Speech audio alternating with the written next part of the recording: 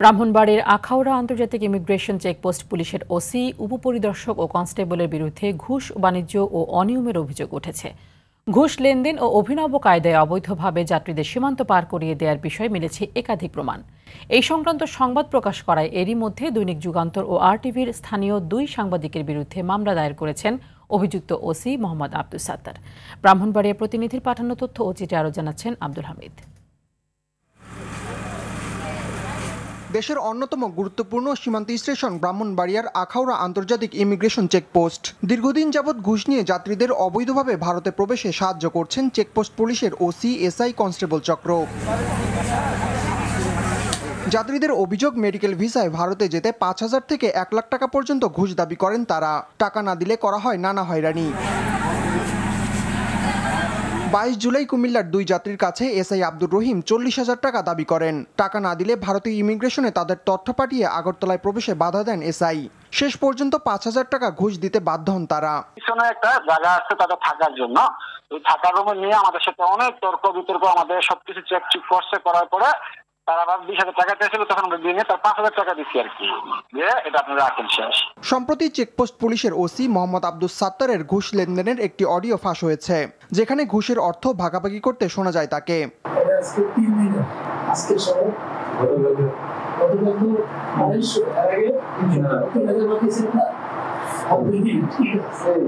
ফাঁস হওয়া একটি ভিডিওতে দেখা যায় যাত্রী ছাড়া ইমিগ্রেশনের ভেতরে এসআই আব্দুর রহিম পাসপোর্টে সিল মারছেন। তাদের ঘুষ বাণিজ্য নিয়ে 4 আগস্ট আরটিভি অনলাইন ও 7 আগস্ট দৈনিক যুগান্তরে সংবাদ প্রকাশিত হলে ক্ষিপ্ত হয়ে চাঁদাবাজির অভিযোগ এনে আরটিভির আখাউড়া প্রতিনিধি সাদ্দাম হোসেন এবং দৈনিক যুগান্তরের ব্রাহ্মণবাড়িয়া স্টাফ রিপোর্টার মোহাম্মদ ফজলে রাব্বির বিরুদ্ধে হয়রানিমূলক মিথ্যা মামলা দায়ের করেন ওসি মোহাম্মদ আব্দুস সাত্তার। ঘুষ বাণিজ্যের সত্যতা স্বীকার করেন একাধিক ভুক্তভোগী। যেখানে রোগী নিজের পায়ে দাঁড়াতে পারতেছে না, এই রোগীরা কিভাবে ইমিগ্রেশন পার হয়ে ভারতের এয়ারপোর্টে যাবে, তারপরে সে দিল্লি যাবে, দিল্লি থেকে যাবে চেন্নাই, তারপরে 5,000 টাকা রফায় দফায় উনি ছাড়পত্র দিলেন। ইতিমধ্যে 2 জন ভারতীয় নাগরিক, ওরা চেন্নাই থেকে আসছে, চট্টগ্রাম যাবে। ওনাদের কাছে 2টা অ্যালকোহলযুক্ত স্প্রে পাইছিল, বডি স্প্রে অ্যালকোহলযুক্ত, যে এই অ্যালকোহলযুক্ত 2টা স্প্রেতেও ভারতীয় ছাড়পত্র ছিল, ভারতীয় কাস্টমের ছাড়পত্র ছিল, কিন্তু বাংলাদেশ ইমিগ্রেশন এরা আটক দিছে। আটক দেওয়ার পরে 10,000 টাকার বিনিময়ে 2টা মহিলাকে তারা ছাড়ছে। তবে সব অভিযোগ অস্বীকার করে একে মিথ্যা ও ভিত্তিহীন বলে দাবি অভিযুক্তদের।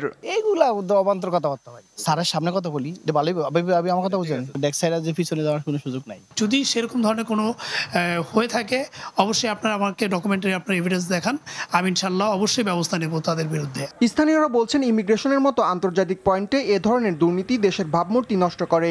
দ্রুত তদন্ত করে দোষীদের বিরুদ্ধে ব্যবস্থা নেওয়ার দাবি ভুক্তভোগীদের। আব্দুল হামিদ, আরটিভি।